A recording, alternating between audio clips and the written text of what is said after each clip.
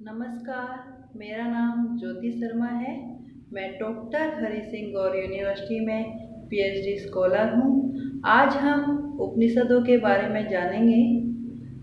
सामान्य उपनिषदों की जो संख्या है वो 108 मानी जाती है, लेकिन आदि शंकराचार्य द्वारा 10 उपनिषदों पर भाष्य किया गया है जिनको मुख्य माना जाता है। तो हम आज की क्लास में उपनिषद का अर्थ, परिभाषा, उपनिषदों का सामान्य परिचय, जो 10 उपनिषद है उनका हम सामान्य परिचय देखेंगे। उपनिषदों की क्या महत्ता है।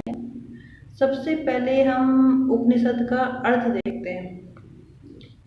सामान्यता उप एवं नि उपसर्ग पूर्वक सद धातु से निष्पन्न शब्द का अर्थ है वह ज्ञान या गुप्त रहस्य जो गुरु के समीप बैठने से प्राप्त होता है। उपनिषद जो है वो सद धातु से बना है। सद धातु के 3 अर्थ है: विसरण, गति, अवसादन। विसरण का अर्थ है जो पाप का नाश करे। गति ऐसा ज्ञान जो हमें सद्मार्ग की ओर ले जाए, सच्चा ज्ञान दे। अवसादन ऐसा ज्ञान जो अज्ञान अविद्या को शिथिल करे और हमें जन्म मरण से दूर ले जाए। एक अर्थ और आता है उपनिषद। उप मतलब निकट, नि मतलब नीचे, सद मतलब बैठना। किसके समीप बैठना? गुरु के समीप बैठना। इस संसार के बारे में सत्य जानने के लिए कि ये संसार क्या है, मैं क्या हूँ, ईश्वर क्या है, आत्मा क्या है, ये सत्य जानने के लिए गुरु के समीप बैठना। तो मैंने आपको बताया था कि हम 10 उपनिषद पढ़ेंगे जो मुख्य माने जाते हैं। तो सबसे पहले अब हम ईशावास्य उपनिषद के बारे में पढ़ेंगे। ईशावास्य उपनिषद में 18 मंत्र बताए गए हैं। ये दूसरा सबसे छोटा उपनिषद है। ये शुक्ल यजुर्वेद के 40वें अध्याय से लिया गया है। ईशावास्य उपनिषद में बताया गया ये जो संसार है, ये जगत है, ये क्या है? ईश्वर के द्वारा आच्छादित है। आच्छादित मतलब ढका हुआ है और वही उसका स्वामी है। हम तो क्या कर रहे हैं? केवल उस उपभोग कर रहे हैं। तो हमें क्या करना चाहिए? त्याग पूर्वक उपभोग करना चाहिए। दूसरे के धन की इच्छा नहीं करनी चाहिए। जो त्याग पूर्वक उपभोग करते हुए व्यक्ति इस संसार में 100 वर्ष तक जीने की इच्छा रखता है वह कर्म से लिप्त नहीं होता, और यही एक कर्म से लिप्त न होने का एकमात्र रास्ता बताया गया है ईशावास्य उपनिषद में। उसके बाद बताते हैं कि जो आत्मा का हनन करते हैं, जो अपनी आत्मा को दुख पहुंचाते हैं, जो यम नियम का पालन नहीं करते हैं, झूठ बोलते हैं, चोरी करते हैं, हिंसा करते हैं, वो क्या है? असुर लोकों में जाते हैं, अंधकार लोक में जाते हैं। फिर इसमें ईश्वर की विशेषता बताई गई है कि वह गति ना करता हुआ भी मन से भी अधिक वेगवान है। जैसे हमारा मन क्या है? बहुत चंचल होता है। तो कह रहे हैं कि ईश्वर उससे भी अधिक वेगवान है। उससे इंद्रियां प्राप्त नहीं कर सकती हैं। वह ठहरा हुआ भी है, दौड़ते हुए को पीछे भी छोड़ देता है। वह कंपन भी करता है और नहीं भी करता है। वह पास भी है, दूर भी है। फिर ईशावास्य उपनिषद में बताया गया जो सभी भूतों में आत्मा को देखता है और अपनी आत्मा में सभी भूतों को देखता है, वो किसी से घृणा पाप नहीं करता है। और जिस व्यक्ति के ज्ञान में सभी भूत आत्मवत हो गए हैं उसको कोई शोक, कोई मोह नहीं होता है। फिर इसमें विद्या, अविद्या, संभूति, असंभूति की उपासना का फल बताया है कि अगर हम विद्या की उपासना करते हैं या विद्या अविद्या की करते हैं, संभूति की करते हैं, असंभूति की करते हैं, तो उसका क्या फल होगा? तो उन्होंने कहा अगर हम जो अविद्या है वो क्या है? वो है कर्म। विद्या क्या है? ज्ञान। अगर हम सिर्फ कर्म करेंगे तो हम क्या है? अंधकार लोक में जाएंगे। और अगर हम केवल विद्या अर्जित करेंगे तो क्या है? हम उससे भी अंधकार लोक में जाएंगे। तो उन्होंने कहा है आपको क्या करना है? आपको दोनों की उपासना करनी है, संयुक्त उपासना करनी है, एक साथ करनी है। आपको कर्म करना है ज्ञान के साथ और ज्ञान अर्जित करना है कर्म के साथ।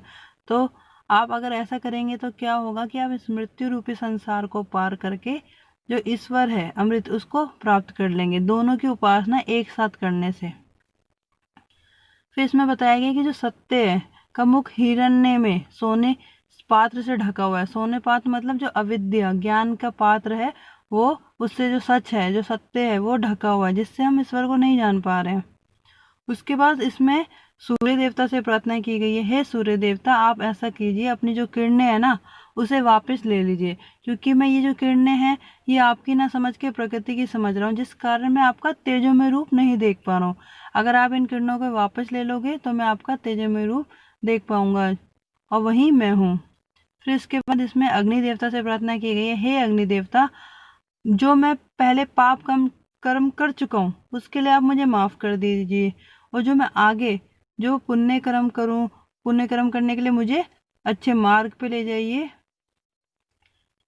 तो हमने यहाँ देखा कि ईसावासी उपनिषद में यहाँ कर्म के बारे में बताया गया है, विद्या के बारे में बताया गया है, ईश्वर की विशेषता बताई गई है, और विद्या विद्या का क्या फल है वो बताया गया है, और ये संसार पूरा सब ईश्वर से ही ढका है। तो इस प्रकार हमारा यहाँ ईसावासी उपनिषद खत्म होता है। हम अगली स्लाइड में केन उपनिषद पढ़ेंगे।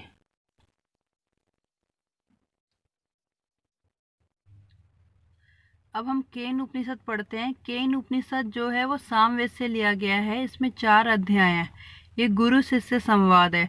शिष्य को जिज्ञासा होती है, वो गुरु जी के पास जाता है और पूछता है कि ये वाक, मन, प्राण, स्रोत, चक्षु ये किसकी शक्ति से कार्य करते हैं, और ये क्या उनको जान सकते हैं? मुझे समझ नहीं आ रहा है ये कैसे कार्य करते हैं, आप मुझे इसके बारे में बताइए। तो गुरुजी कहते हैं कि जो मन है, जो प्राण है, जो स्रोत है, जो वाक है और जो चक्षु है, ये उस परम तत्व को नहीं प्राप्त कर सकते हैं, बल्कि वह क्या करते हैं, इसकी शक्ति से ही अपने अपने जो कार्य करते हैं। जैसे आँख का काम देखना, कान का सुनना, ये किसकी शक्ति से कार्य करते हैं? उस ईश्वर की शक्ति से ही कार्य करते हैं, लेकिन उसको ये देख नहीं सकते, उसको प्राप्त नहीं कर सकते। और हमें क्या करना चाहिए? हमें उसी की उपासना करनी चाहिए जिसको हम ब्रह्म जानना चाहिए, उसी को ब्रह्म जानना चाहिए। जिसकी लोग उपासना करते हैं उसको ब्रह्म नहीं जानना चाहिए। फिर इसमें बताया गया है ईश्वर जो स्रोत का स्रोत भी है, मन का भी मन है, प्राण का भी प्राण है, जो चक्षु का भी चक्षु है, और जो वाणी का वाणी है, परम तत्व है। धीर लोग उसे जानकर क्या करते हैं? मृत्यु को पार करके उस अमृत ईश्वर को प्राप्त कर लेते हैं। फिर इसमें बताया गया है कि ब्रह्मा का वास्तविक स्वरूप बहुत थोड़ा ही जाना जा सकता है। जिसने ये मान लिया कि वह उसे नहीं जान सकता है, वास्तव में वह ही उसे जानता है, और जो ये मानता है कि मैंने उसे जान लिया है, वह उसे नहीं जानता है। ना जानने वालों के लिए वो क्या है? विज्ञात, और जानने वाले के लिए क्या है? अविज्ञात। उसके बाद इसमें उपाय बताया गया है कि हम ब्रह्म को कैसे जान सकते हैं। तो उन्होंने कहा आप प्रतिबोध से जान सकते हैं। प्रतिबोध क्या होता है? इंद्रियों का अंतर्मुखी होना। जो हमारी इंद्रियां हैं, जो बाह्य विषय की ओर जा रही हैं, उसे अंतर्मुखी करना। उससे क्या है, हम उस ब्रह्म को जान सकते हैं जब वो अंतर्मुखी हो जाएंगी। यदि हमने इसी जन्म में ब्रह्म को जान लिया तो ये सत्य है, अगर नहीं जाना तो महान विनाश है।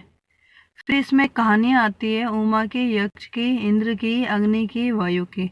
तो क्या होता है, एक बार देवताओं में अहंकार आ जाता है कि मैं श्रेष्ठ हूँ, मैं श्रेष्ठ हूँ, मैं श्रेष्ठ हूँ। तो जो ब्रह्म है वो क्या करते हैं, यक्ष का रूप लेके स्वर्ग में आते हैं। तो देवता लोग उन्हें पहचान नहीं पाते। तो इंद्र देवता अग्नि देवता को भेजते हैं और कहते हैं कि जाओ ये पता करके आओ ये कौन है। तो अग्नि देवता जाता है और वो बोलता है कि आप कौन हो? तो वो कहते हैं पहले आप बताइए आप कौन हो। तो अग्नि कहती है मैं सबको जला देती हूँ, मैं नष्ट कर देती हूँ। तो यक्ष कहते हैं ठीक है, मैं ये तिनका रखता हूँ, इसको आप जला के दिखा दीजिए। तो अग्नि उसको नहीं जला पाती। वो देवताओं के पास जाती है। तो देवता इंद्र से बोलते हैं कि ये तो नहीं जान पाई कि वो जो आए हैं वो यक्ष वो कौन है। तो फिर वो वायु देवता को भेजते हैं कि आप जाओ। तो वायु जाता है इंद्र के पास, और फिर इंद्र कहते हैं कि आप जाइए वहाँ ब्रह्म को पास और पता करके आइए वो कौन है, वो ब्रह्म है, यक्ष है, कौन है। तो वायु जाता है। तो वायु कहता है कि आप कौन है। तो जो ब्रह्म है, जो यक्ष है, वो कहते हैं कि पहले आप बताइए आप कौन है। वो कहते हैं मैं सब कुछ उड़ा सकता हूँ, मैं नष्ट कर सकता हूँ। तो वो कहते हैं कि ये तिनका है, मैं ये रखता हूँ, आप इसको उड़ा के दिखा दीजिए। तो क्या होता है कि वायु देवता उसको नहीं उड़ा पाते। फिर वे इंद्र के पास जाते हैं। तो इंद्र कहता है कि चलो ठीक है, मैं ही जाके देखता हूँ वो कौन है। इंद्र जाता है। इंद्र जैसे ही जाता है कि वहाँ पे एक उमा आ जाती है जो सोने के आभूषण पहने होती हैं। और इंद्र और यक्ष जो होते हैं वो गायब हो जाते हैं वहाँ से। तो इंद्र उनसे पूछता है कि ये यक्ष थे ये कौन थे? तो वो कहती है कि ये ही ब्रह्म थे, ये आप लोगों का अहंकार तोड़ने आए थे। तो इस प्रकार सबसे पहले जो इंद्र ने ही ब्रह्म को जाना, उसके बाद किसने जाना था? सब फिर जाना है अग्नि ने, फिर वायु देवता ने जाना है। तो जो यक्ष है वो ब्रह्म का रूप है, जो इंद्र है वो क्या है? हमारी आत्मा है। जो उमा है वो कौन है? बुद्धि। वो क्या है? इंद्र को बुद्धि आती है कि ये ही ब्रह्म है। फिर अग्नि वायु जो है वो क्या है? हमारे शरीर की शक्तियां कहा जाता है। और फिर ब्रह्म क्या है? वन। वन कहा गया है ब्रह्म को, जो उपासना करने योग्य है। जो ब्रह्म विद्या को इस सब रूप में जानता है, वह पाप से हटकर क्या करता है? उत्तम स्वर्ग में चला जाता है, वहां पे स्थिर हो जाता है, वहां पे स्थित हो जाता है, वहां पे प्रतिष्ठित हो जाता है। तो इस प्रकार हमने यहाँ केन उपनिषद जाना। हम अब अगली स्लाइड में कठोपनिषद पढ़ेंगे।